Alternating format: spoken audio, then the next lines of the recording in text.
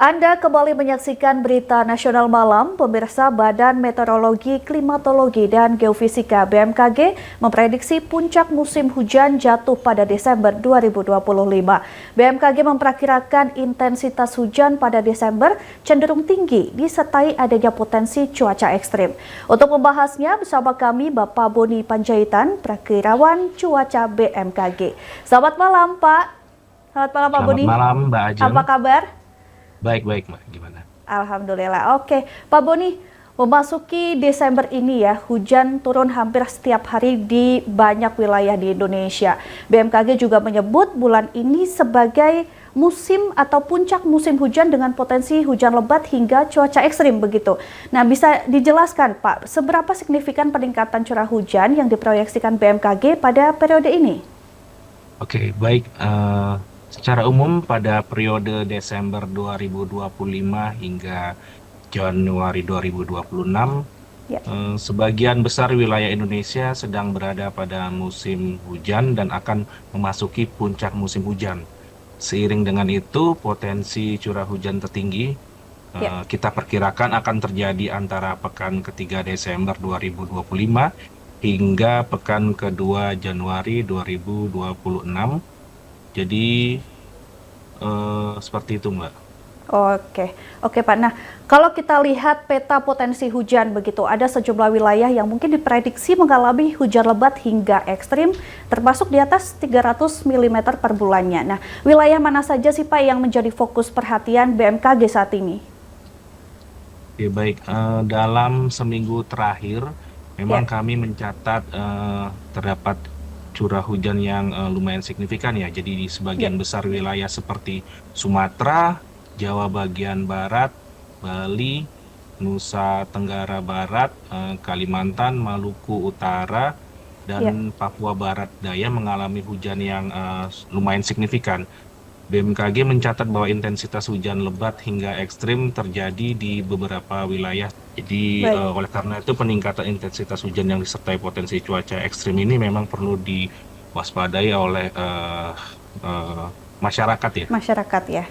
Baik Pak Boni, nah ini untuk meminimalkan dampaknya ini kan juga penting untuk memahami faktor penyebabnya begitu. Nah, kalau kita lihat laporan terbaru BMKG periode 2 hingga 8 Desember, ini terdapat banyak fenomena atmosfer global dan lokal yang masih aktif.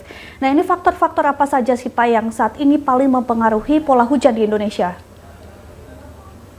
Baik, untuk faktor-faktor yang saat ini berpengaruh, jadi memang dinamika atmosfer yang ada Ya, di Indonesia ini cukup beragam ya, mulai dari skala global maupun hingga sampai skala lokal.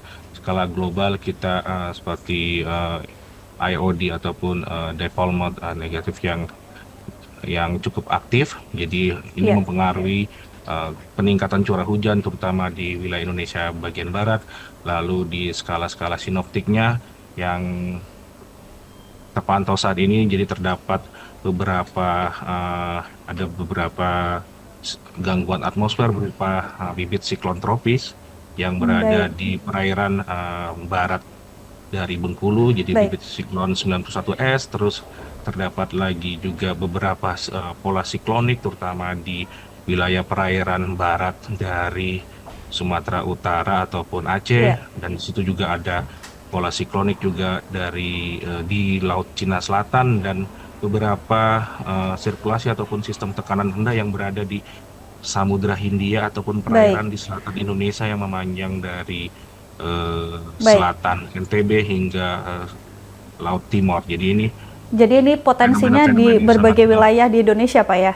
ya, dan Ya, didukung lagi oleh adanya gelombang-gelombang atmosfer, Mbak. Jadi di sini baik, ada gelombang atmosfer berupa equatorial Rossby, dan di sini ada Kelvin. Jadi cukup kompleks ya dinamika atmosfer yang baik. meningkatkan potensi hujan di sebagian besar wilayah Indonesia. Seperti itu. Baik, Pak Boni. Terakhir, Pak Boni, apa harapan dan imbauan BMKG untuk masyarakat agar tetap waspada dan siap menghadapi potensi cuaca ekstrim selama puncak musim hujan di Desember ini? Baik, Pak Boni? untuk himbauan dari BMKG sendiri, menghimbau agar masyarakat untuk selalu memantau ya informasi cuaca terkini melalui saluran resmi seperti aplikasi dan situs web BMKG serta mengikuti peringatan dini cuaca ekstrim yang selalu kami update dan kami berikan.